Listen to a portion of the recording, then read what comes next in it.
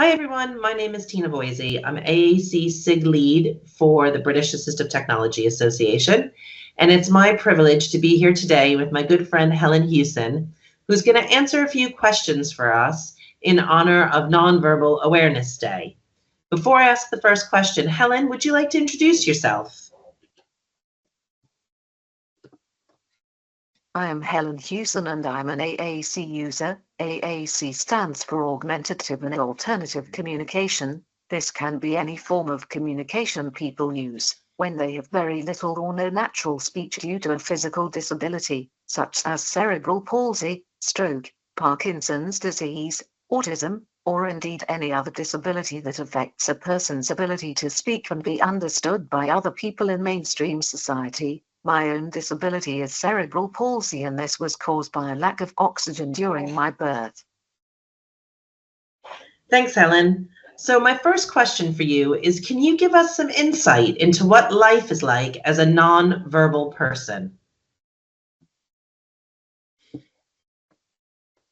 I may be non-verbal, but using AAC I can communicate and be understood by anyone and everyone. Over the years, as my AAC has developed and improved, I have felt able to take a more active role in conversations, and indeed in wider society.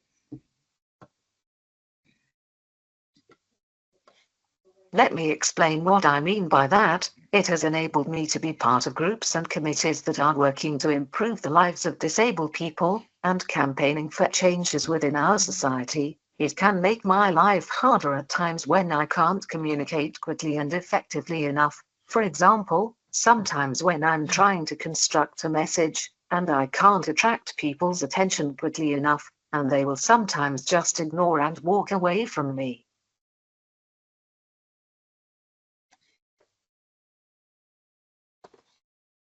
At other times, people will really talk down to me and treat me like a child. I think that this is the most frustrating and upsetting part of my disability and being an AAC user, the fact that so many people out there still think that a lack of normal speech means a lack of intelligence, and that they think that I don't understand what they are saying to me. Only last year I had an experience at a hospital appointment where a nurse was being really patronizing and talking to me like a child. So I typed into my communication aid that I could hear and understand her. However, her response to this statement was, "Yes, I know, clever girl."